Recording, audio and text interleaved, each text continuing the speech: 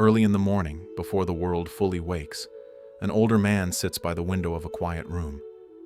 His hair has turned silver without asking his permission. The house is still. The clock moves gently. Light spills across the floor in a way it has done thousands of times before, yet today it feels different. There is no rush anymore, no deadlines pressing at the door. Only space. And in that space, a question rises softly. If today were the last day you were given to begin again, what would you regret not changing? Age itself does not steal a life. It is not the wrinkles or the slowing steps. What slowly takes a life are the unconscious habits, the waiting, the clinging, the postponing of joy. There are 8 quiet patterns that, if left untouched, will quietly consume the years we have left. Stay with me, and let's look at them gently, one by one. 1. Stop waiting to live. We tell ourselves we're being responsible. I'll travel when I have more money. I'll rest when the kids are older. I'll take care of my health when work slows down. I'll finally enjoy life when things settle. It sounds mature, it sounds wise, but hidden inside those sentences is a quiet postponement of living. No one wakes up and decides to delay their life. It happens gradually, disguised as preparation. We are always getting ready, always almost there, always telling ourselves soon.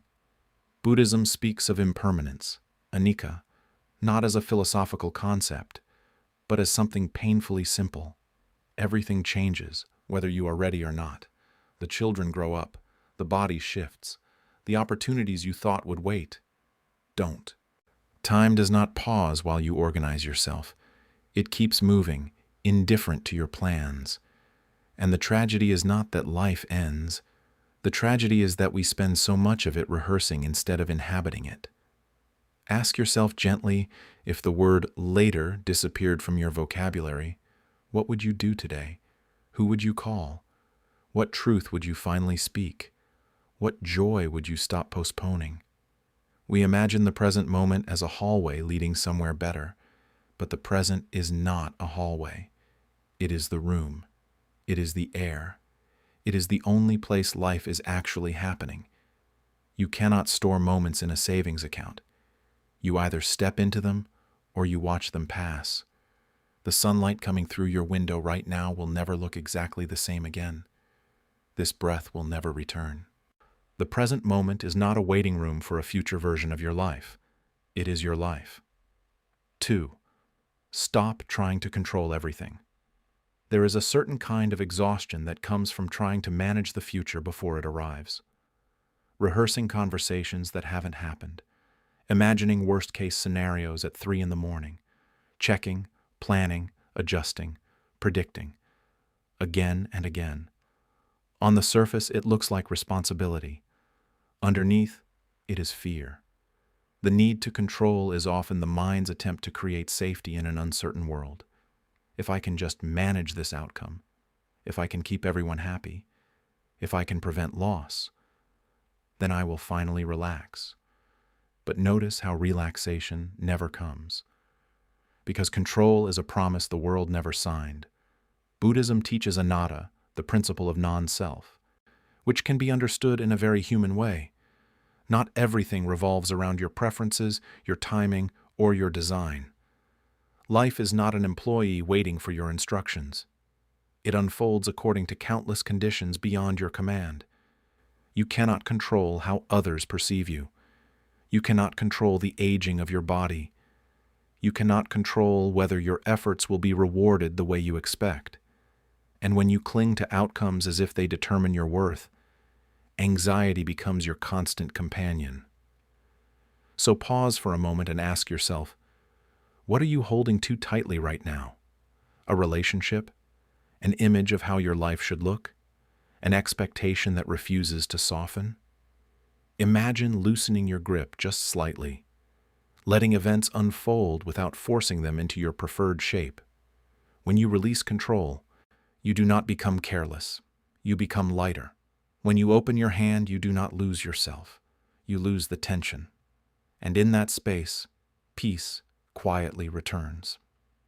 3. Stop living entirely in your thoughts. There is a particular kind of loneliness that shows up at night. The lights are off, the house is quiet, and yet the mind becomes louder than ever. Conversations from 10 years ago replay themselves with new edits. Future disasters are rehearsed in vivid detail. Regrets resurface. What-ifs multiply. The body lies still, but the mind refuses to rest. Many people live this way, not just at night but all day long, trapped inside an endless commentary about life instead of experiencing life directly.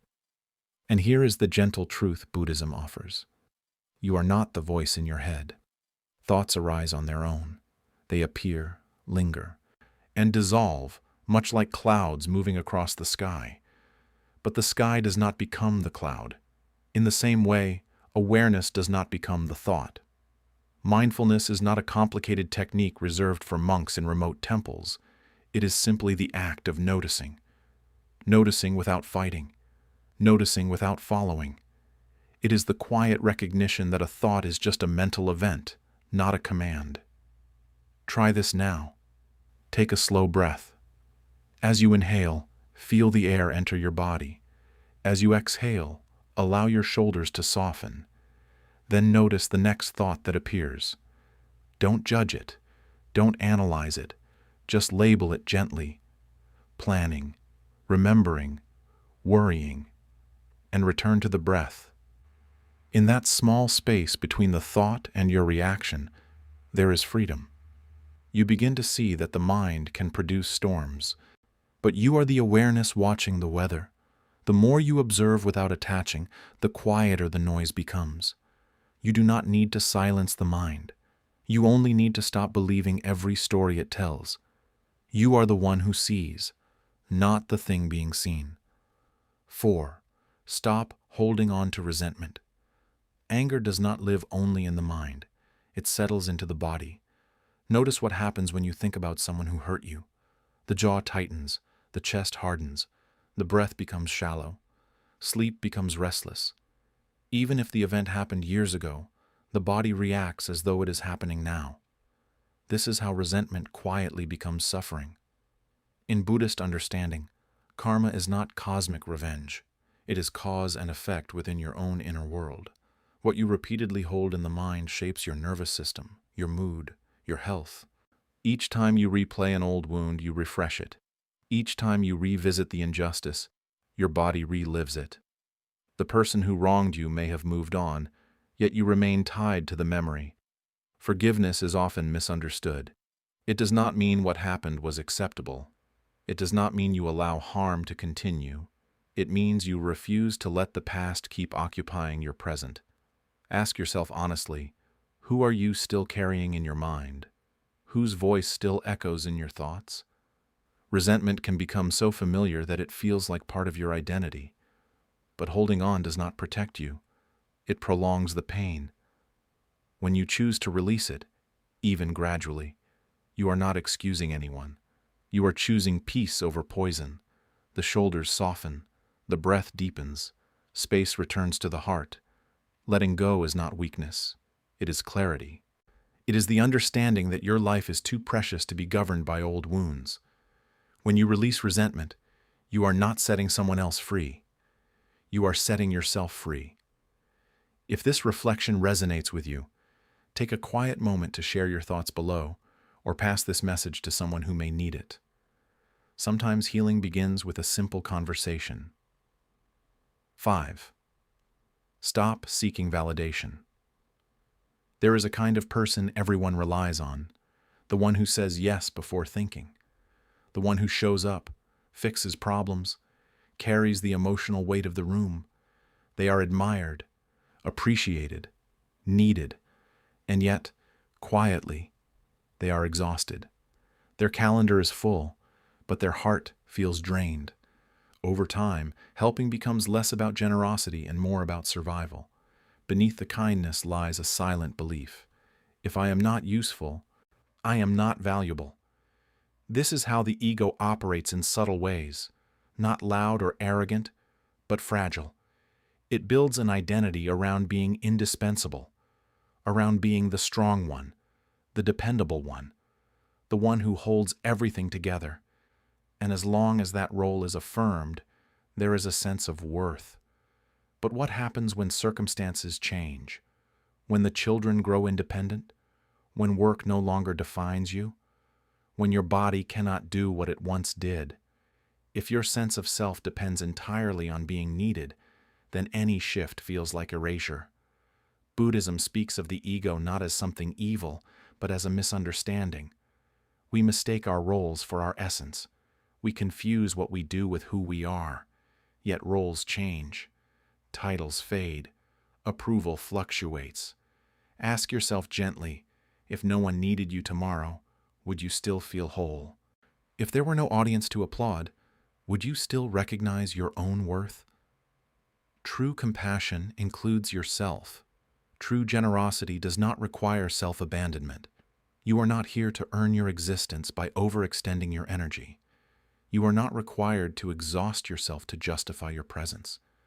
When you release the constant need for validation, something quiet and powerful emerges. You begin to give from fullness, not fear. You begin to rest without guilt. And you discover that your value has never depended on your performance. It has always been intrinsic. Value does not come from the roles you play. 6. Stop feeding your mind. Poison. For many people, the day begins not with a breath, but with a screen. Before the body fully wakes, the hand reaches for the phone. Headlines flood in, notifications demand attention, opinions clash. Comparisons begin. And within minutes, the nervous system is already activated. Yet we rarely question this habit. If you were healing physically, you would be careful about what you eat. You would avoid spoiled food, excessive sugar, anything that inflames the body. But what about your mental diet? The mind consumes just as constantly as the body does. Every image, every argument, every fearful prediction becomes material for your inner world. Buddhism, through the principle of right consumption in the Noble Eightfold Path, reminds us that what we take in shapes what grows within us. If you consistently consume outrage, anxiety becomes your baseline. If you feed on comparison, dissatisfaction quietly expands. The mind does not automatically filter what is nourishing from what is harmful. It simply absorbs. So consider a simple experiment. For 7 days, treat your mind as gently as you would treat a healing body. Do not begin your morning with news. Do not end your night with conflict or chaos. Limit unnecessary scrolling. Instead, begin with silence. Read something that steadies you. Step outside and feel the air before engaging with the digital world. Notice how your internal state shifts when the input shifts.